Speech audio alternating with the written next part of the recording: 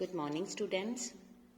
Today I'm going to discuss with you new chapter for class +1 arts political science, and the name of the chapter is judiciary. Why do we need an independent judiciary?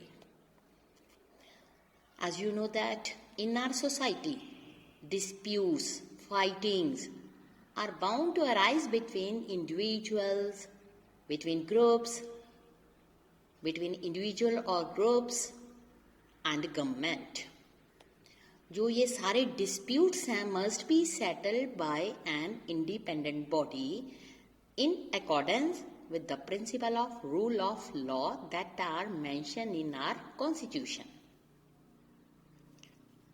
The idea of rule of law that implies all individuals, whether they are rich or poor, man or woman, forward or backward caste, they all are subjected to the same law. It means all people are equal before the law. जो principal है role of judiciary is to protect rule of law, और ये ensure करता है कि supremacy of law. ये also safeguards the right of the individual.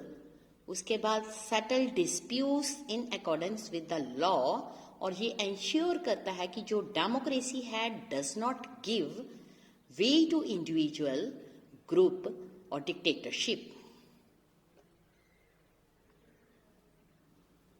In order to be able to do all this, it is very necessary that judiciary is independent of any political pressures. अगर pressure होगा तो वो जो results हैं किसी के according नहीं होंगे, अगेंस्ट द पीपल होंगे. So what is the meant by independent judiciary? How is this independence ensured? So let us start with the topic independence of judiciary. Simply अगर हम बात करें, independence of judiciary means all the organs of the government like executive, legislatures must not restrain the functioning of judiciary. इस तरह ताकि it is unable to do justice. मतलब जो judiciary है वो किसी भी प्रेशर के अंडर आकर कोई भी रिजल्ट नहीं करेगी. The other organs of the government should not interfere with the decision of the judiciary. Means जो रिजल्ट्स जुडिशरी द्वारा प्रोवाइड किए जाते हैं they are not partial, because all people are equal before law. सबके लिए एक जैसे लॉ ही provide किए जाएंगे. जजेस जो होते हैं वो अपने फंक्शंस को परफॉर्म करते हैं विदाउट एनी फेयर और फेवर. सो जो इंडिपेंडेंस ऑफ जुडिशरी है उसका ये मतलब नहीं है दैट नॉट इम्प्लाई आर्बिट्रेंसेस और एब्सेंस ऑफ अकाउंटेबिलिटी. सो जो जुडिशरी है it is a part of democratic political structure for a country. So therefore accountable to the constitution, to the democratic tradition, to the people of the country.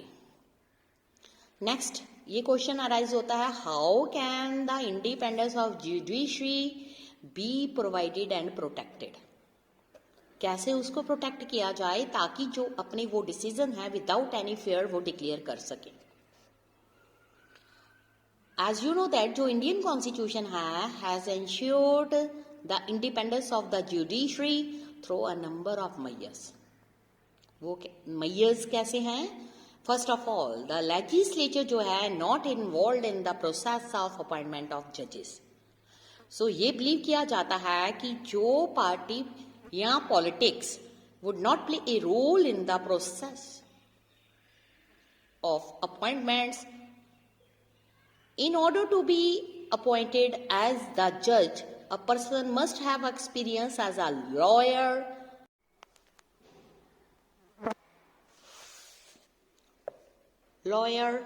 and other persons.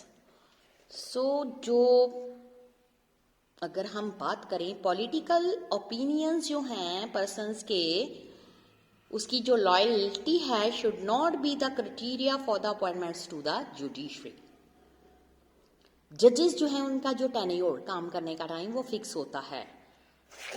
They hold office of reaching the age of retirement only in exceptional cases. जजेस जो हैं उनको remove किया जा सकता है, but otherwise they have security of tenure. Security of tenure का ये इंश्योर करती है कि जजेस जो हैं could function without any fear और फेवर। कॉन्स्टिट्यूशन जो हैं प्रिस्क्राइब्स करते हैं वेरी डिफिकल्ट प्रोसीजर और रिमूवल ऑफ जजेस। जो कॉन्स्टिट्यूशन मेकर्स हैं वो ये बिलीव करते हैं कि एक डिफिकल्ट प्रोसीजर है रिमूवल का, और वो सिक्योरिटी प्रोवाइड करता है ऑफिस और the members of judiciary. Judiciary it is not financially dependent on either executive or legislature.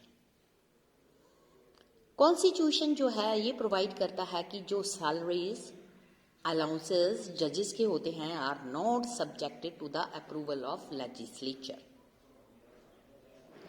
Actions decision of जजेस are immune from personal criticisms. Judiciary जो है उसके पास पावर है to penalise these who are found guilty of contempt of court. जो authority है court की seen as an effective protection to the जजेस फ्रॉम अनफेयर क्रिटिसिज्म। पार्लियामेंट जो है cannot discuss the conduct of जजेस, ठीक है, एक्सेप्ट एक ऐसा प्रोविजन होता है when the proceeding to remove a judge is being carried out. This gives the judiciary independence to adjudicate without fear of being criticized. Now let us start with the topic appointment of judges. जो appointment है judges की has never been free from political controversy. It is the part of political process. It makes a difference. जिसमें जो supreme court है सर्व करता है and high court है वो भी एज अ सर्व करता है। A difference in how the constitution is interpreted. अगर हम बात करें द पॉलिटिकल फिलॉसफी ऑफ जजेस, देयर व्यूज किसके बारे में, about active and assertive judiciary or controlled and committed judiciary, उसका इम्पैक्ट है on the fate of legislation enacted. Council of minister, governments, chief minister, chief justice of India all influence the process of judicial appointment.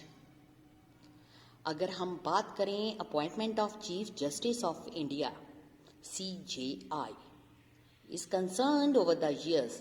Convention जो है develop हुई है whereby the senior most जज of the Supreme Court was appointed as the chief justice of India. जो ये कन्वेंशन थी was however broken twice, 2 बार इसको तोड़ दिया गया। 1973 में A.N. रॉय जिसको अपॉइंट किया गया chief justice of India, superseding 3 senior जजेस। Again justice M.H. Begg as appointed superseding justice H.R. Khanna 1975। ये टॉपिक यहीं तक, नेक्स्ट हम अगले लेक्चर करेंगे। Thank you students.